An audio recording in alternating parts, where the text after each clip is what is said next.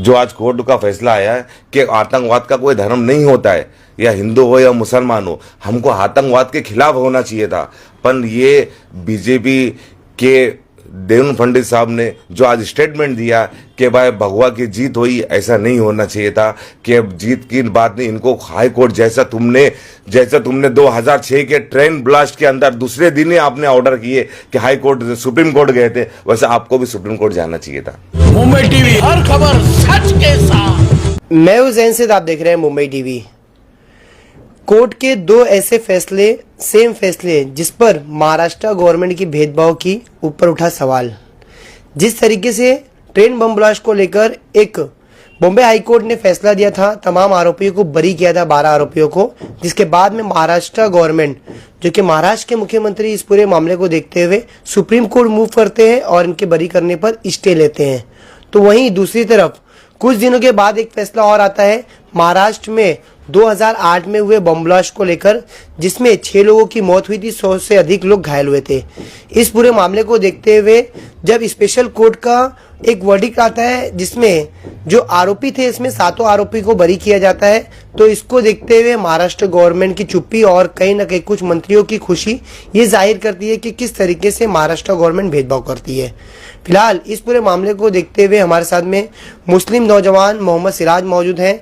उनसे बात करते हैं किस तरीके से इन दोनों फैसले को वो देखते हैं और किस तरीके से महाराष्ट्र गवर्नमेंट के जिस तरीके से सुप्रीम कोर्ट मूव करने को देखते हैं। सिराज भाई, सबसे पहला सवाल ये, जिस तरीके से 2 फैसला आया था, पहला भी ये दोनों फैसले को किस तरीके से वो बताइए। देखो, 2006 का जो फैसला था, 2006 में ट्रेन ब्लास्ट हुआ था, वो ब्लास्ट के अंदर आप लोग देखो कि वो जो जितने इसके अंदर आरोपी होते, वो आरोपी को ना बेल मिलती है, ना इनको उनको ना जामीन मिलती है, ना बेल मिलती है, ना इनको पैरोल मिलता है, और उसके बाद ये बाइज्जत बरी हो जाते हैं। और उसके बाद देवेंद्र फडणवीस साहब क्या करते हैं, उसको ताबड़तोड़ उसको क्या करते हैं, हाई सुप्रीम कोर्ट चले जाते हैं। किसके खिलाफ? इसके आतंकवाद के खिलाफ। ओके, और ये एक जगह पे देखो कि जब ये और उनके बाद और एक अहम बात बताना चाहता हूं कि ये जो ट्रेन ब्लास्ट के अंदर 2006 के अंदर जो ट्रेन ब्लास्ट था, उसके अंदर जो ये आरोपी थे, मोहम्मद अली, जो जिनको बताया जाता आरोपी बता रहे थे, जब तो 22 बरी हो गए, वो भी उसमें भी उनको कनेक्शन दिया गया था, वो भी उसमें इन्वॉल्व थे। मतलब ऐसा कौन बताए थे? पहले की जो इंक्वायरी में आया था कि वो भी, हालांकि वो जेल के अंदर थे, 2006 के अंदर थे, कि उनको अंदर से बैठ के मास्टर प्लान बताया गया। तो हेमंत करकरे साहब ने जब अपनी इन्वेस्टिगेशन चालू की है, पूरी चालू करने के बाद मालूम पड़ा कि भाई ये जितने पकड़े गए थे वो सब बेकसूरवार, और उनको फिर बाद में उनको वही कोर्ट ने मालेगांव के ब्लास्ट में उनको छोड़ा गया। उसके बाद शादी पर गया कर्नल रोहित पोहित, जो मुख्य आरोपी थे, जो उनको 7 जन को अरेस्ट करने के बाद उनके ऊपर कार्रवाई चालू करते एटीएस हेमंत करकरी का। तो मैं तहे दिल से शुक्रिया अदा करता हूं पहले तो कि वो ने अपनी कार्रवाई चालू की है, इन्वेस्टिगेशन चालू की है। इन्वेस्टिगेशन के अंदर पूरी चीजें नजर आई कि क्या सही था, क्या गलत था। हेमंत करकरे साहब ने पूरा इंक्वायरी की है कि बाइक किधर की, शादी पर गया के नाम पे बाइक थी, और उसके बाद उधर ब्लास्ट हुआ, इतना बड़ा ब्लास्ट हुआ। ब्लास्ट होने के बाद 6 लोग मरने के बाद 100 से लोग घायल हो गए, और उसके बाद माफ आता है 15,000 का माफ हो जाता है, ऐसा कोर्ट ने बताता है। तो मेरे भाई, कहीं ना कहीं ये बहुत लापरवाही है और ये बहुत गलत है कि मैं देवेंद्र फडणवीस साहब से मैं अपील करना चाहता हूं कि सब में पहला आपको इनके खिलाफ भी जाना चाहिए, पर ये जाएंगे नहीं। साध्वी प्रज्ञा को ये एमसीओसी जिनके ऊपर लगा रहता है, उनकी एमसीओसी तोड़ी जाती है। एमसीओसी तोड़ने के बाद उनको बेल पे बाहर निकाला जाता है। वही ब्लास्ट के आरोपी, वही इसमें जिनको पहले पकड़ा गया था, वो जेल के अंदर ही रहते हैं अभी 19 साल तक, और इनको 2011 में छोड़ा जाता है और 2012 के अंदर इलेक्शन लड़ाते, 2012 एमपी बनाते हैं। साध्वी प्रज्ञा जो अंडर ट्रायल थी वो छूटी भी नहीं, तो वो जो अंडर ट्रायल थी, अंडर ट्रायल के अंदर उनको बीजेपी टिकट देती है और अपना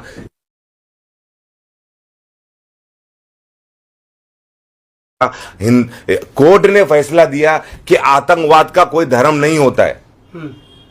जो आज कोर्ट का फैसला आया है कि आतंकवाद का कोई धर्म नहीं होता है, या हिंदू हो या मुसलमान हो, हमको आतंकवाद के खिलाफ होना चाहिए था।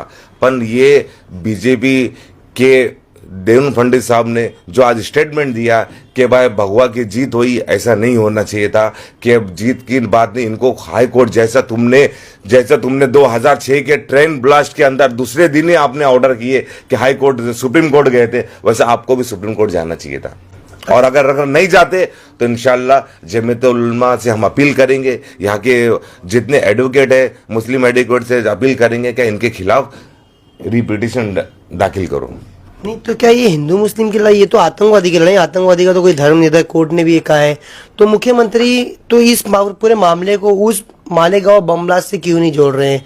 क्या ये हिंदू मुस्लिम का एक तरीके का पैतरा आजमाया जा रहा है? अब देखो ना, अगर यही 2006 के ट्रेन ब्लास्ट वाले लोग को बेल नहीं मिलती, कुछ भी नहीं मिलते, और यही मालेगांव के ब्लास्ट होने के बाद जो बीजेपी आरएसएस से जुड़े हुए और उन लोगों को बेल भी मिल जाती है, एमसीयू से भी हटाया जाता है, उनका केस भी ट्रांसफर कराया जाता है एनआईए को, और पूरा सबूत भी कोर्ट ने साफ अल्फाज में कहा है कि उसका कोई सबूत ही नहीं मिला है कि 6 जन का जो 7 जन मरे उनकी हमको पुष्टि हुई। कोर्ट का जजमेंट बता रहा हूं कि उनका 7 जन का हमको पुष्टि हुई।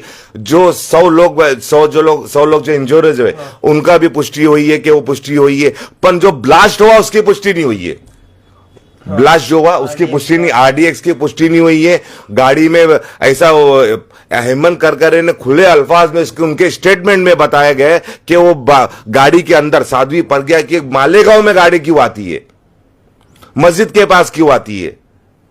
सबसे बड़ा सवाल, साध्वी प्रज्ञा की जो बाइक में जो गाड़ी उधर क्यों आती है? वो बोले 2 महीने पहले मैं दे दी था, मालेगांव वही मस्जिद के पास वही जगह गाड़ी मिलती है, उसमें से ब्लास्ट होता है, और बोलते हैं कि नहीं है। ये कहीं ना कहीं बहुत लापरवाही है, ये सोचा समझा एक साजिश हो रही है।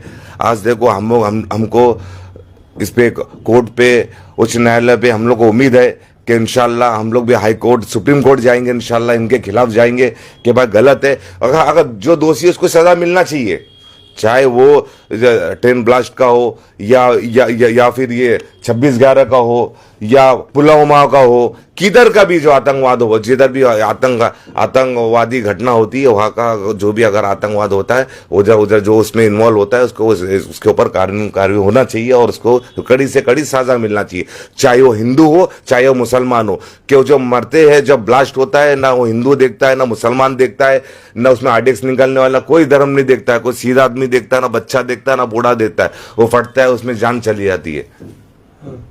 तो बोलिए क्या बोल रहे हैं? मेरा बोलने का मतलब है देवेंद्र फडणवीस साहब से कि आप लोग इसका विरोध करो, आप लोग इसके खिलाफ जाओ, आप लोग खिलाफ में जाओ। खिलाफ में जाने के बाद आप, अगर मुख्यमंत्री तो बोलते हैं वो आतंकवाद के खिलाफ में ही है, आतंकवाद में खिलाफ में ही वो सुप्रीम कोर्ट गए, वैसा वो बोलते हैं, तो दूसरी तरफ इस तरीके का एक दूसरा रवैया नजर आ रहा है। देखो रवैया नजर नहीं आ रहा भाई। 2012 के अंदर साध्वी प्रज्ञा के जब उन्होंने टिकट दे दिए एमपी के लिए, खुद की पार्टी से अगर टिकट दे दिया और लड़ा, तो सोचो ना कि ऐसे कोई इंसान को जिसके ऊपर केस हो गया है और उसके ऊपर अंडर ट्रायल चल रहा है, अगर बाइज्जत बरी हो जाते हैं तो समझ नहीं आता है। उनको अंडर ट्रायल के अंदर तुमने उनको एमपी की टिकट दिला देते, एमपी बना देते, तो ये लापरवाही है। और ये मुझे ऐसा लगता है कि ये बाहर निकलने के बाद जितने भी ये थे इसमें आरोपी थे, बाहर निकालने के बाद अपने पावर का मिस यूज करे, जब एमपी बन रहे पावर का मिस यूज करके इन लोग बहुत से एविडेंस को शायद मिटाई भी होंगे। और जितने इसमें ये जो स्टेटमेंट वाले जितने फरियादी थे या इसके खिलाफ जो देखे आई विटनेस वगैरह, उसको भी डैमेज किए रहेंगे। क्योंकि ये छोटा केस नहीं था, बड़ा केस था। नॉर्मली केस के अंदर कोर्ट का ऑर्डर है कि बाहर अगर हम बेल देते तो वो जाके अपना फरियादी को टेम्पर कर सकता, डरा सकता, धमका सकता। ये तो एमपी थे, इनकी सरकार थी, तो अभी क्या क्या नहीं किए रहेंगे, समझ जाओ अभी आप।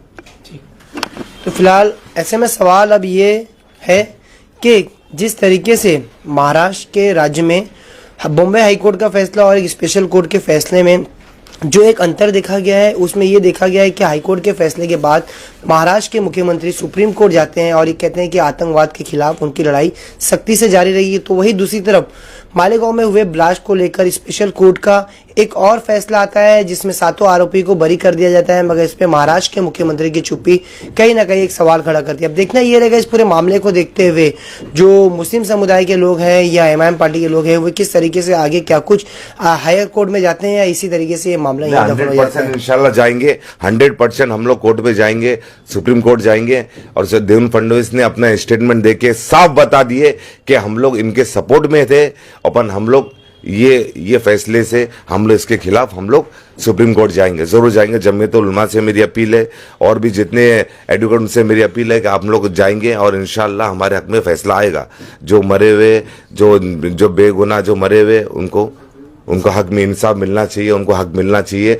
या चाहे वो ट्रेन ब्लास्ट का हो या 26/11 का हो या पुलवामा का हो, जो अजमेर में भी हुआ था वो भी ब्लास्ट हुआ था। अब मस्जिद के अंदर ही ब्लास्ट होता है और मुस्लिम करता है और उसके बाद मुस्लिम को ही लिया जाता है और वही आरोपी को वो जो ऑलरेडी ट्रेन ब्लास्ट में तो उन को लेते, फिर बाद में उन को ही हेमंत करके स्टेटमेंट के बाद हेमंत करके पूरी चार्जशीट आने के बाद फिर उनको कैंसिल कर देते, बोले ये नहीं थे ये थे। ये कहीं ना कहीं लापरवाही है, बहुत बड़ी लापरवाही है। इसके लिए मैं सबका विरोध करता हूं और मेरा पूरा विरोध है कि हम लोग इसके खिलाफ 101% जाएंगे सुप्रीम कोर्ट। ठीक, तो फिलहाल साफ तौर पर इनका ये कहना है कि इस वर्डिक्ट के बाद में जो सुप्रीम कोर्ट जाने की तैयारी शुरू कर दी। अब देखना ये रहेगा कि कब तक सुप्रीम कोर्ट जाते हैं और सुप्रीम कोर्ट में क्या कुछ इनकी सुनवाई लगती है। कैमरा पर्सन फैजल के साथ जैन सैयद, मुंबई टीवी।